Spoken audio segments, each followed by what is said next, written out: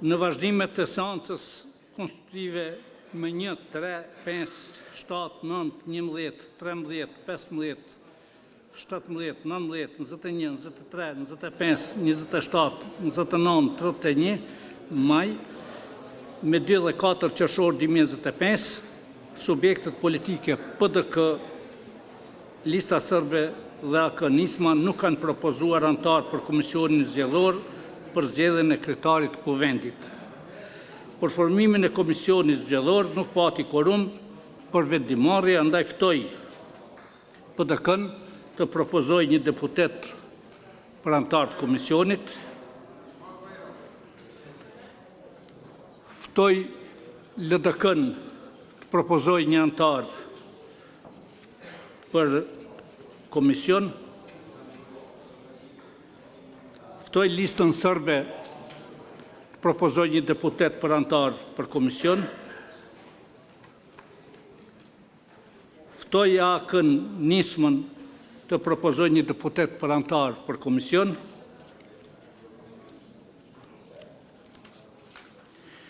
Nuk ka propozime, andaj lus deputetët që me ngritje dore të deklarohen për Komisionin Zgjedhor për zgjedhjen e kryetarit të Kuvendit. Kush është për?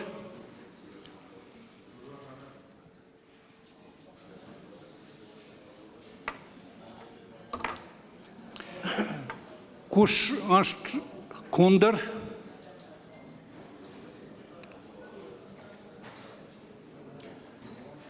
Kush abstenon?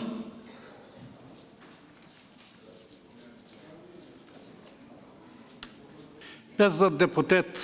kanë votuar për, kundër nuk ka, abstenim nuk ka, nuk kemi korum, seanca ndërpritet, takohemi përsëri me 7 maj në orën 11. Po e shohim pra edhe një herë tjetër që qëllimi i partive opozitare nuk është zgjidhja, është vazhdimi i blokadës që ata vete kanë krijuar qysh në fillim të konstituimit, qysh në fillim të sagës së këtyre seancave të vazhdueshme, fillimisht duke refuzuar të votojnë në komisionin për verifikimin e mandateve, ndërkohë më pastaj duke refuzuar të marrin pjesë edhe në procedurat e tjera të votimit, qoftë ai i hapur dhe tash ky i fundit, pra duke bllokuar madje edhe krimin e komisionit për të mundsuar këtë votim. Ndërkohë që kemi parë që vazhdueshëm ka deklarata të ndryshme, e kujtojmë statusin e kryetarit LDK-s datës 8 prill, kur thotë që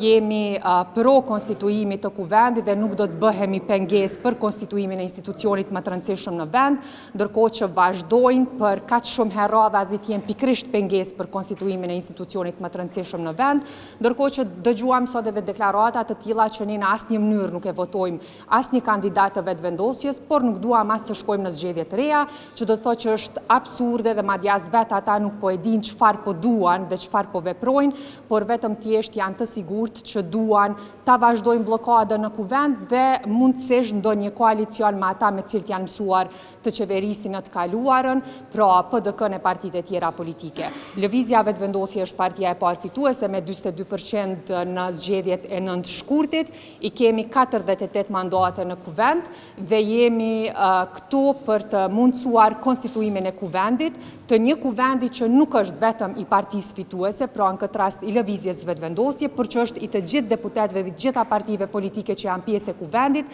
dhe këtu përgjegjës janë të gjithë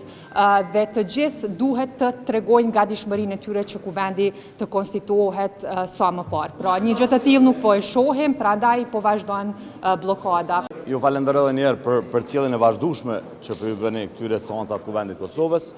por edhe sot, siç po e shihni, vazhdon kryenësia e Lëvizjes Vetëvendosje në këtë rast, nuk hekin dorë nga kandidati, edhe pse ju kemi dhënë mundësi, edhe pse i kemi ofruar një bashkëpunim që ta konstituojmë Kuvendin me ndonjë prej emrave të tjerë që mund ta bëjnë këtë punë, mirë po fatkeqësisht me gjasë duke mos i pas numrat që ta bëjnë qeverinë, atëherë kam vendosur që si barikadë ta vendosin pikërisht një grua të cilën menej çdo ditë më shumë po e delegjitimojnë dhe po e dëmtojnë edhe më shumë reputacionin e saj, sepse menej që është sjellja e tyre e papranueshme edhe në raport me votuesit e tyre që i kanë votuar, që të barikadohen në këtë formë dhe të bllokojnë konstituimin e Kuvendit të Kosovës, që të i hapë rrugë pastaj themelimit të qeverisë së Republikës së Kosovës. Unë mendoj që na veç sa kemi kalu një proces të zgjedhjeve nacionale, në fakt edhe si partie kemi të njëjtin qëndrim dhe duhet të bëhet konstituimi i institucioneve të dala nga zgjedhjet e 9 shkurtit, nuk kem nevojë që ta përsërisim një proces zgjedhor, sepse nuk mund të priten as edhe ndryshime të mëdha. Në ndërkohë ne e dim të gjithë procesin të jetë ndërlikuar dhe kohën që ka marrë për numërim të votave nga ana e KQZ-s, bashkimi 2 palë zgjedhjeve në një periudhë të caktuar do të shkaktonte probleme të mëdha dhe ka shumë mundësi që zgjedhje të tilla të mandej, domethënë edhe të mos pranohen nga ndonjë subjekt. Ju e dini kemi pasur vetëm një fletë votim, sa kohë i ka marrë Komisioni Qendror Zgjedhor. Në zgjedhjet lokale janë 2 fletë votime, është proces shumë më i komplikuar dhe mbi të gjitha ne kemi pas zgjedhje nacionale. Nuk ka kurfar arsyeshmërie që në pamundësi ose në mungesë të vullnetit politik nga ana e lëvizjes vetëvendosje për gjetë rrugën e bashkëpunimit me partitë e tjera parlamentare për ta përsëritur edhe një herë procesin zgjedhor. Kërkesat e qytetarëve për zhbllokim të situatës janë të arsyeshme, ndërsa për kërkesën e zotit Batir është mirë që atë kurban ta prej bashkë me Albin Kurtën edhe ndoshta munden me i sigurue votat për me kalu Albolena Haxhi si parlamentare. Por nuk e mendoj që ka qenë ase ndërtume, domethënë si një ide, sepse duke që është e pamundur këto rrethana, na kemi një problem tjetër aktual. Edhe këtë propozim do ta zgjedhin sigurisht kushtet edhe konditat e kushtetutës. Pra në këtë moment edhe është e pamundur. Jo, unë nuk e besoj që ka dështuar, edhe pres që do të ketë një zgjidhje, domethënë. Po presim në ditët në vazhdim, edhe ne jemi deputet për ata dhe jam këto, për me pas një zgjidhje. Faleminderit.